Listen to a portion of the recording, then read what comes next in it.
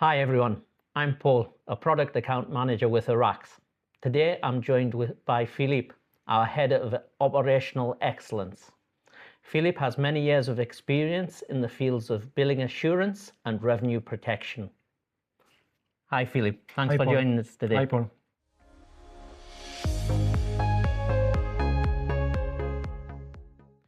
Philippe, can you tell us a little bit about the billing observatories and the data that it's based upon, please?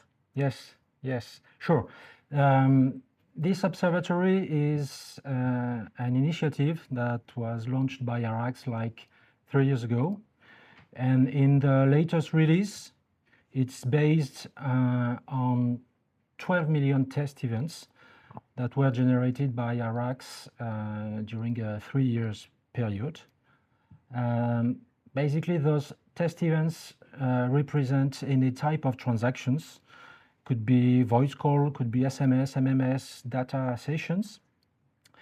We generated those test events basically anywhere in the world, across 129 countries.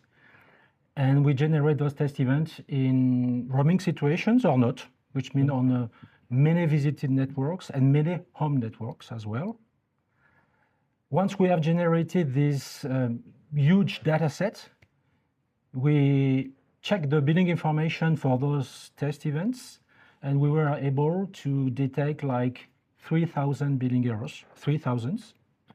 And from this, we developed statistics about billing errors, and we try to estimate the financial impact of those billing errors. This is basically what you can find in the observatory. This is what we did here.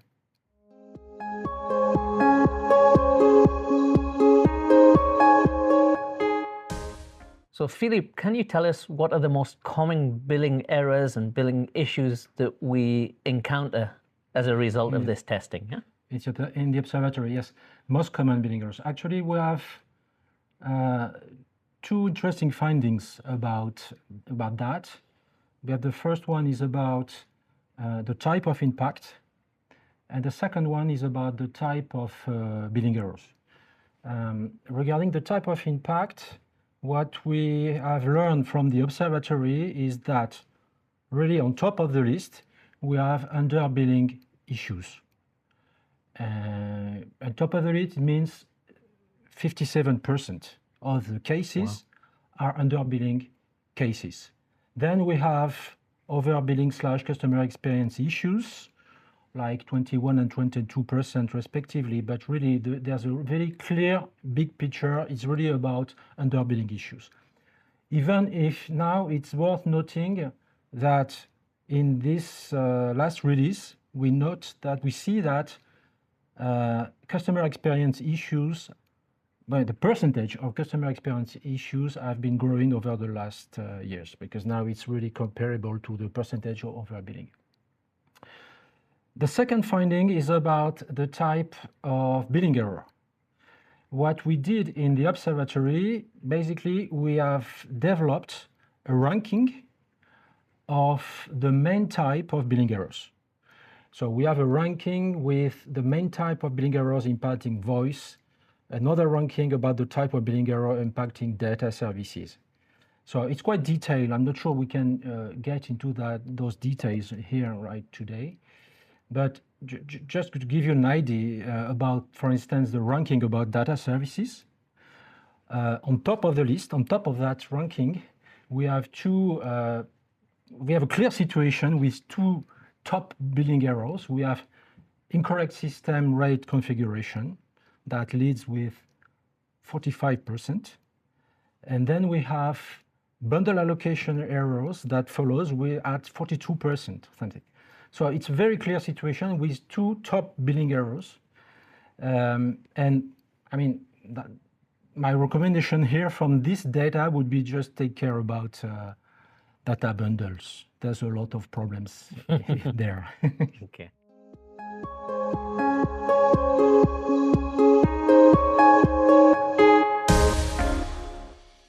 So Philippe, do we observe any significant difference in terms of the number of errors or the severity of errors between roaming situations and situations on the home network or billing situations on the home network? Yes. Yes, we do. Yes, we do. Yes, we do. And to be honest, this is one of the most amazing outcome of the study of the observatory, because according to our records, most billing errors, 63%, are detecting in roaming situation. So 63%, which is it's huge. So yes, we can say that actually the location makes a big difference. It's quite interesting as well, because this percentage is really stable over the time. In all our observatories, it was always like more than 60% in roaming, so it's extremely stable. And to me, another interesting point regarding these findings is that in recent years, in several regions have launched initiatives to make international roaming easier or cheaper for the consumer. A lot.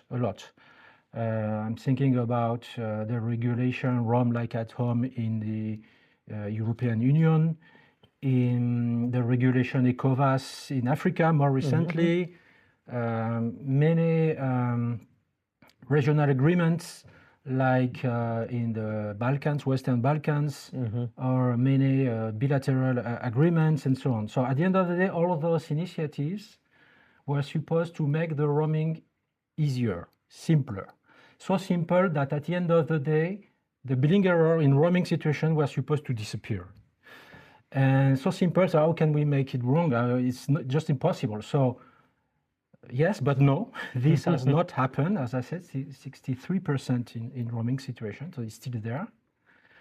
It's quite simple to explain, because you know, the billing chain, the roaming billing chain was complex before. It remains complex, and you know, it's cool to launch in the market nice and simple bundles, daily passes, weekly passes, monthly passes, and so on. Simple and beautiful offers, but at the end of the day, it's not so simple to build those bundles properly, consistently all over the world, etc. So at the end of the day, this is what we have, 63% in roaming situation. So yes, roaming billing, let's focus on roaming billing. It's worth focusing on roaming billing, yes.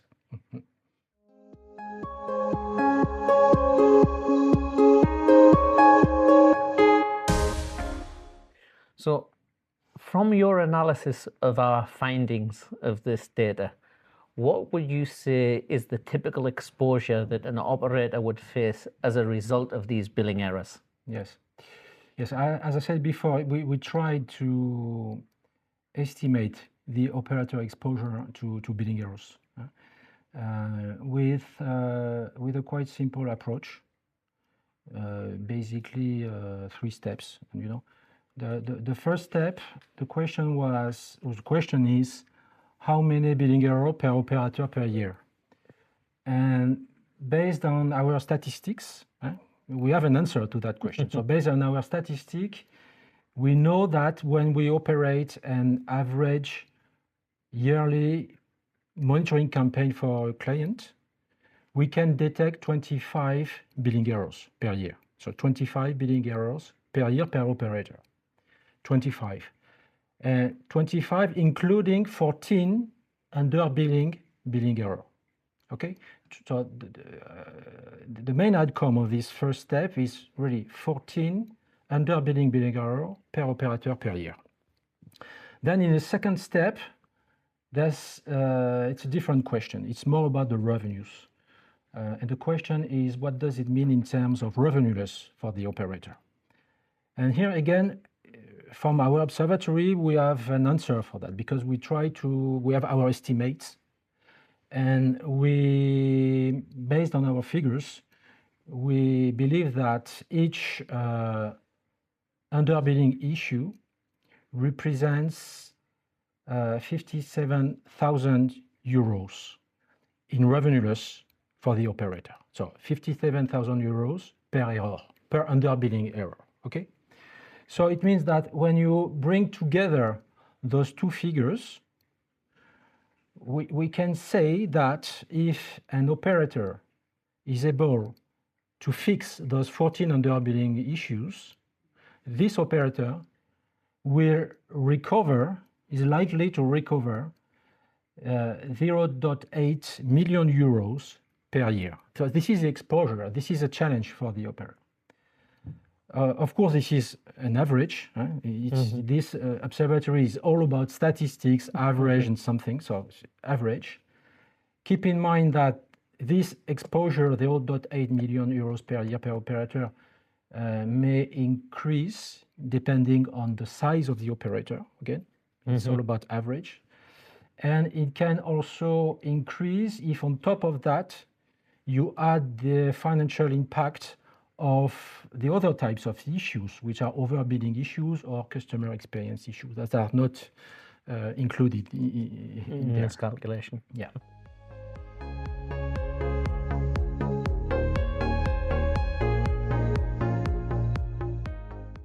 Many operators have well-established revenue assurance tools. Why do you think we still find high levels of revenue loss despite these well-established tools being in place? Yeah.